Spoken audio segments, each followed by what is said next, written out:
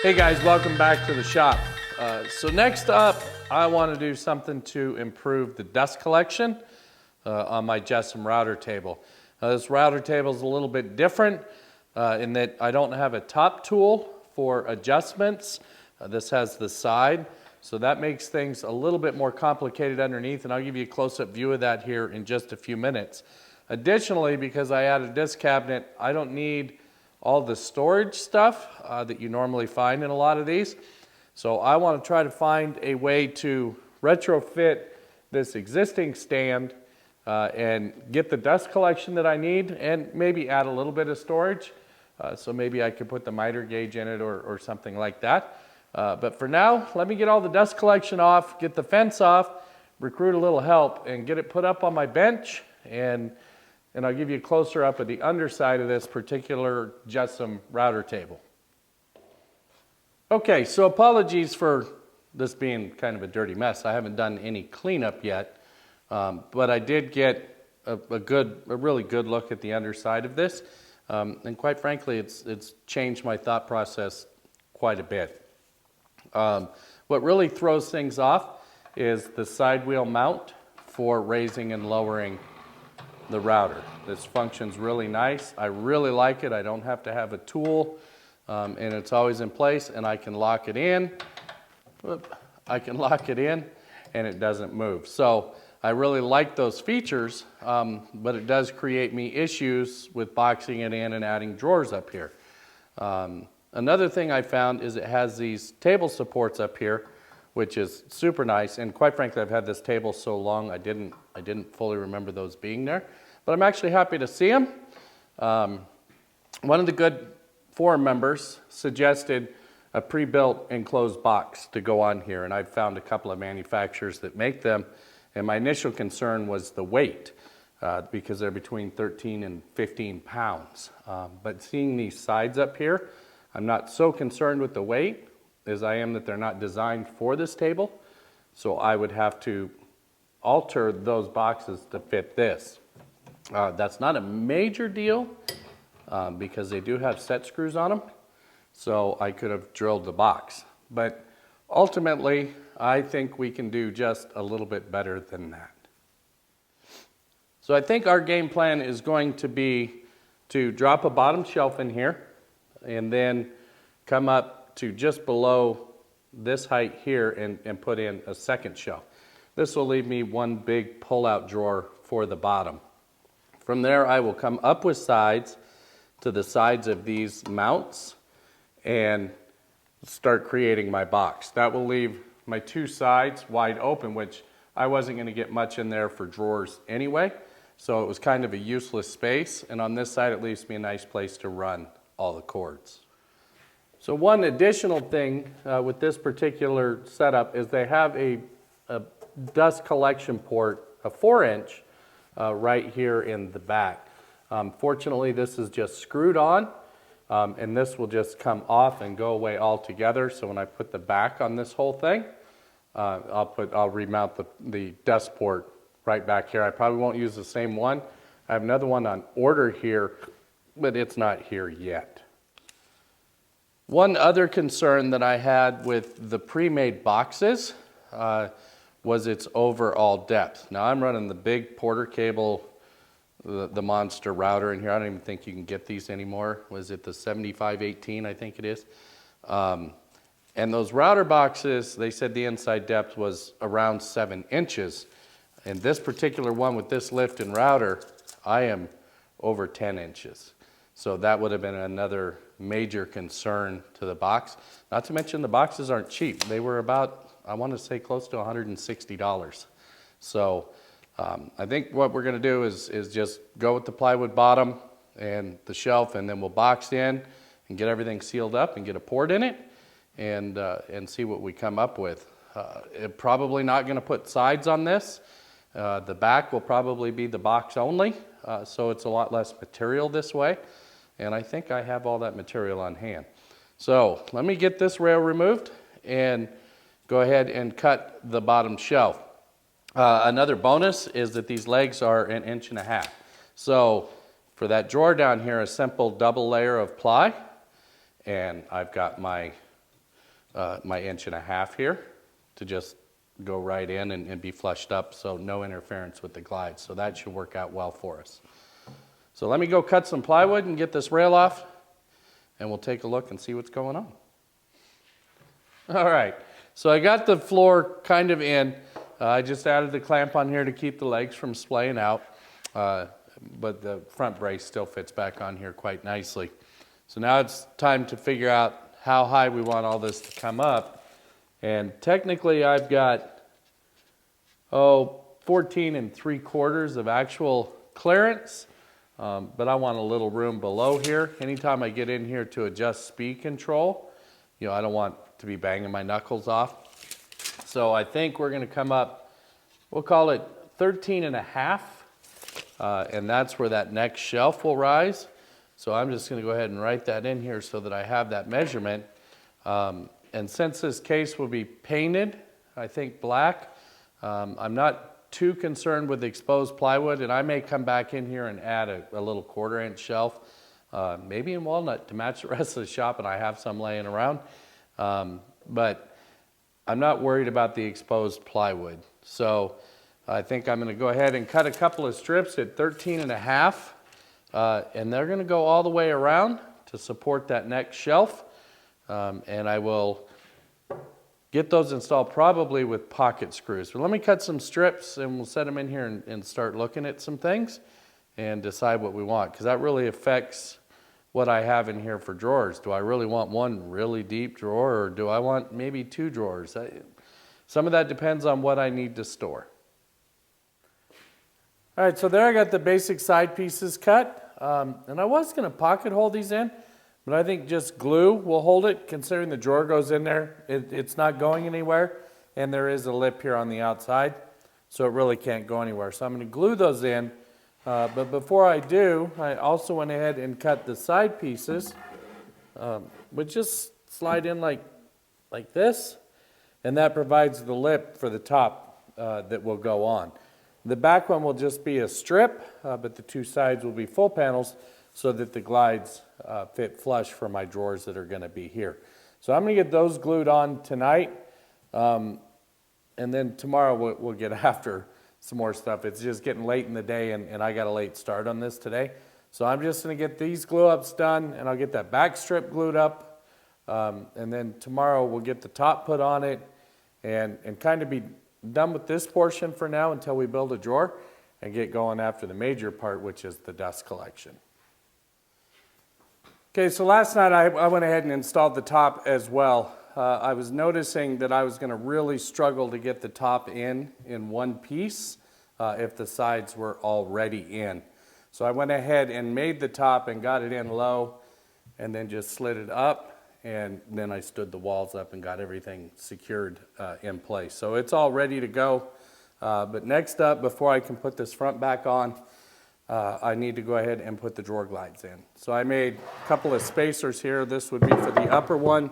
So I can just set it in place, put the glide in, screw it down. It's good to go. Do that on both sides. And then I also made a smaller one to locate the bottom glide. And normally I would mount these right on the bottom, but this rail that goes on here has this lip on it. So I needed to account for that so that my drawer would function properly. So I'm going to go ahead and install these drawer glides. I'm going to do that off camera because it's almost impossible to video in this little tight space, unless you wanted to look at my backside, and I don't think anybody wants to see that. So I'll go ahead and get these drawer glides installed and get the front put back on, get this clamp out of the way, and we can start up here on the actual dust collection box. All right, so this took just a little bit longer than I anticipated. With everything going back, this is all going to be black. I just didn't want the shiny screws on here. So I essentially pulled this all apart just to paint screw heads. So anyway, now that's done. I also got the screws loose here on the shaft. So this will all pull off and out of the way now. And then I can go ahead and we'll move around to the back. And we're actually going to install the box from the back just because it'll be so much easier. So let me switch the camera around and we'll take a look at what's going on back there. Okay, so apologies for the lighting a bit. This obviously is a little unusual project to be filming here. But you can see here is those support rails that I was talking about. And I've already slid the lift mechanism out of the way. So I'm going to go ahead and put a clamp on here, and I'm going to take this rail off, and we should be able to slide a box right in here, and we'll secure it from inside of here, and I'll seal it to the top. But that should allow me all the access I need to go ahead and put it back on it, and then we can start building a door and things of that nature. So let me get this pulled off, and while it's off, I'll go ahead and paint the screws and do all that. I also removed the dust collection that comes with this table that was mounted up in here, just some Phillips head screws, and it was gone. So let me get this clamp on and get this off, and we'll start grabbing some measurements and have a closer look. Okay, so I just have these two verticals set in here for right now. The whole idea is to be able to push the box all in one shot. But I needed to get these in here because it gives me the measurements for the back, as well as the location for the hole for the lift mechanism, and allows me to get some height measurements and stuff. When I slide this in, I'll be able to put the front lower on to help keep everything square. Obviously the back will be in place and will be square, and then I'll have to wrestle that front upper one just a little bit to get that in there, and quite frankly I haven't thought that through yet, but we'll get there when we get there. Also, the tops of all of these have to be notched slightly to allow for the rail. That rail has got a lip on it. I don't know if that's going to show up. Yeah, there it is. So you see the lip here, and that actually slides up and in there. So it'll make sealing everything really nice, but just another little obstacle. So the back gets cut roughly a 1/16, a heavy 1/16 short, and then these get notched again roughly that heavy 1/16. So I'm going to pull all this out. I'm going to drill the hole, and I use the mechanism itself to locate for the hole, and I marked it on both sides, so just in case something seems a little bit off, and I'm going to drill the hole about a 1/16 over size, so we should be good. And then going to cut the back to size, and we'll just put this together over in the bench, and then hopefully we'll come over and it'll just slide right in for us and look great, and then we'll be up for paint. On that front, for you eagle eyes out there, you'll notice that this is actually two pieces of 3/4 put together. I was out of 3/4, so rather than trying to run to the hardwood dealer to get more plywood for a couple of small pieces, I just went ahead and fabricated it. It's all going to get painted, and it's shop furniture, so it's plenty strong enough for a dust collection box. So that's what we're going to do. I'm going to pull these out and cut the back and that front lower to size and get this put together over at the bench.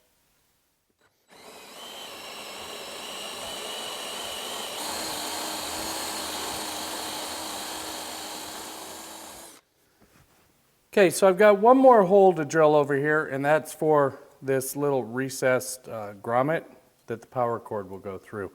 The location isn't critical.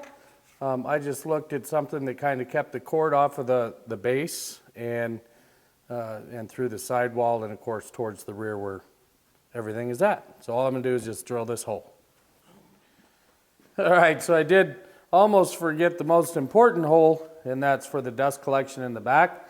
And I just picked up this little port off of Amazon. I'll leave a link for it in the show notes. Drilled a couple of corner holes for it, leaving a rim all the way around. I'm just going to cut that out with the jigsaw.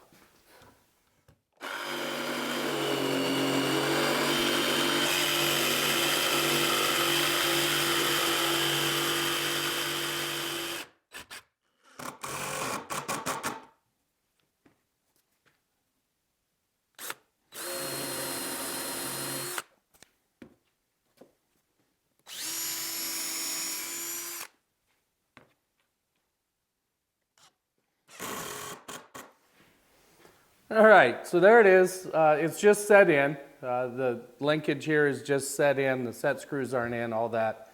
I'm still going to pull all this back apart. When I get up tomorrow, I'm going to go ahead and just paint all this black. I'll spend the rest of tonight filling these screw holes and making those disappear. Getting this black, and then we'll put it back together once the paint's cured. And I did cut the upper up here. And I think I'm going to try a pocket screw up there to hold this upper in. It's just going to be tricky to get in there and get it secured. I've also marked the line so I can secure the box once we're done. And then of course I'll string all the cords and all that good stuff, and we'll move on to a door. So next time you see this, it should all be black and ready to move on. So I got all the painting done. And I got it reassembled. I got the mechanism all put back in. I got the cords run at least out of the box for now, etc. And it's time to go ahead and get the door.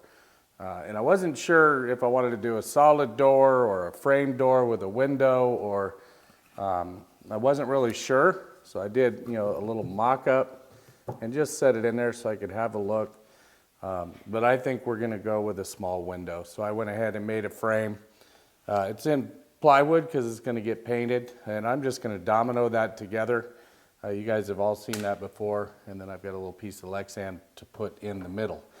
And the other concern is air makeup for the box. So when this door is closed, where does this air come from? And I've got everything sealed up pretty tight in here. So I think I will, when we get it back on the floor and get the dust collection hooked up, I'm going to start with a series of small holes down here until I find that sweet spot where the air makeup is really doing its job and picking up the dust across the bottom. So let me get this door made and get it in, and then we'll go after the drawers.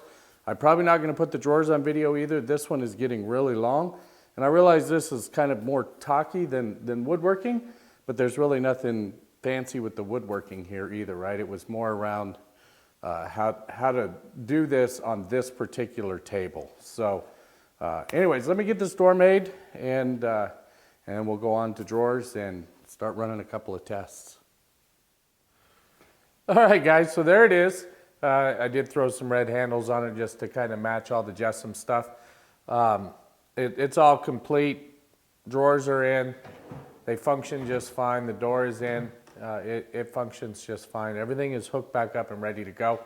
But what I haven't done yet is accounted for air makeup. Now, I obviously have a little gap around the door, so I get a little air makeup there, but I don't know if I'll need additional air makeup, and that could either be, holes here in the front or even in the sides. But I definitely want it to the air makeup to come from here, to pull all the dust out of the back in that dust port, that big dust port that I put in. So I'm going to get a little help. I'm going to put this back on the floor and hook the dust collection back up, and we'll start running some tests and working our way towards really good dust collection inside of this box. Okay, so I had kind of planned this elaborate test on dust collection because I figured I was going to need to add air makeup ports in the front to improve that air circulation through the box. I even went so far as to cut the first rabbet. I took a picture of the baseline and then a picture after the first rabbet, and as you'll see in the pictures, I don't think I'm going to make any changes for now. There's so little dust in there, and being though I routed white maple and it's all black in there, you can really see well how much dust that rabbet created in there. So I'm going to monitor that over the future, and if it starts building up more than I like, then I will start by adding some air makeup ports. The first ones that I had planned were actually going to be in the sides and towards the front and low to help sweep that dust off the bottom with air makeup coming that direction. So that's going to wrap it up for this one, guys. I will keep you in the loop on dust collection at this table as I get through some projects and work with it a bit. And yeah, I hope you got something out of it. really designed for this Jessamine router table with the side crank, but it seems to be functioning really well. So until next time, guys, take care.